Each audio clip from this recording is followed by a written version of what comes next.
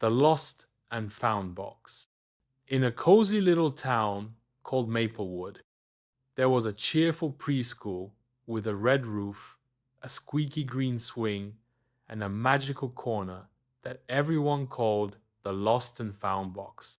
Every day, children played, painted, danced, and sometimes forgot things.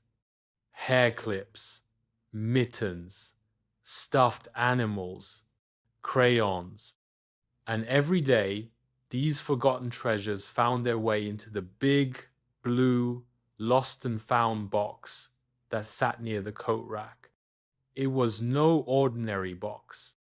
At least, that's what 4-year-old Lulu believed.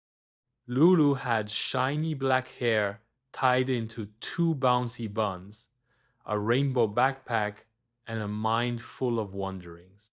She loved wondering why the clouds moved, why ants marched in a line, and especially what secrets hid inside the lost and found box. One rainy Tuesday morning, Lulu tiptoed into the classroom with her yellow boots going squish squish. She hung her coat, placed her backpack in her cubby, and noticed something strange. Her favorite red scarf with tiny panda ears was missing. Oh no! Panda's scarf is gone.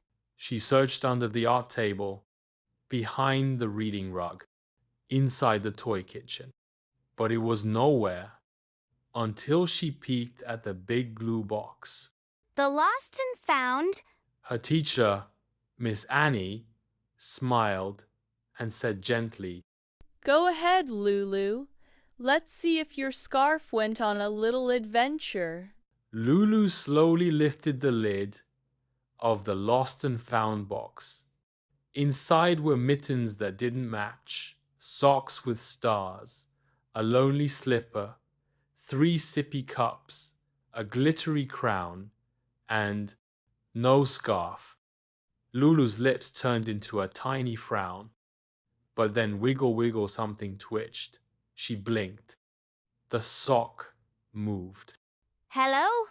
Suddenly, the box shivered, shimmered, and before she could shout, "Banana sandwich," it sucked her right in. Whoosh! Lulu landed softly on a pile of puffy sweaters. She looked around and gasped. She was inside a lost and found world.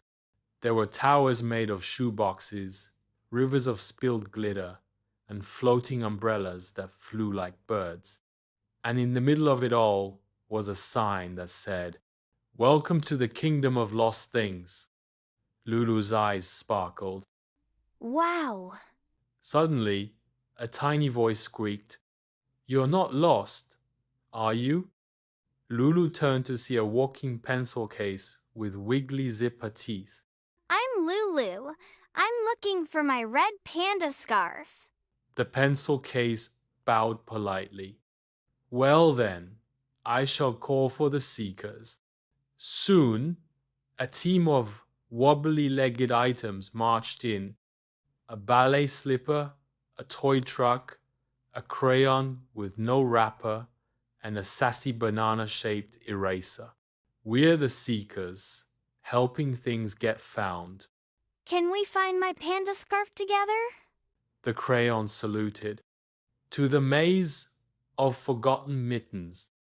They wandered through soft hills of lost teddy bears, climbed over puzzles' missing pieces, and tiptoed past the tower of lone lunchboxes. Each time they passed a lost item, Lulu gently touched it and asked. Whose is this? A purple sock answered, "I used to warm Mia's toes." A squishy rubber duck whispered, "I belonged in Carter's bubble bath." And Lulu realized something very important. Every lost thing belonged to someone. Finally, they reached a fluffy bush made of hats. From the top peeked out 2 red panda ears. My scarf! But as she reached for it, a tiny blue mitten clung to her sleeve. Wait, it sniffled. Before you go, will you help us? Lulu knelt beside it. Help how? There are so many of us, still waiting to go home. Lulu looked around at all the socks, hats, toys, and trinkets. I have an idea. She said with a smile. Whoosh! In a blink, Lulu was back in the classroom, holding her red panda scarf close. She turned to Miss Annie. Can I make signs? For all the lost things? Of course, Lulu. So Lulu made a big colorful poster. Lost something? Let's find it together. She lined up each item with love and care. She made drawings of the socks and descriptions of the toys. She even made name tags.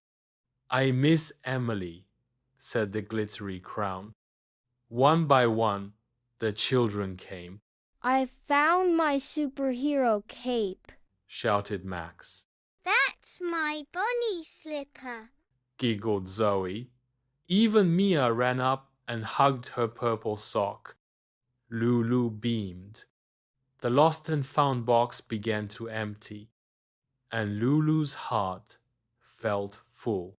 That night, Lulu snuggled into bed with her red panda scarf wrapped around her neck. Mama, did you know lost things can talk? Mama kissed her forehead. Only to children who truly listen. Lulu smiled sleepily, because now she wasn't just a girl who found her scarf. She was the finder of lost things, and she had a kingdom to care for.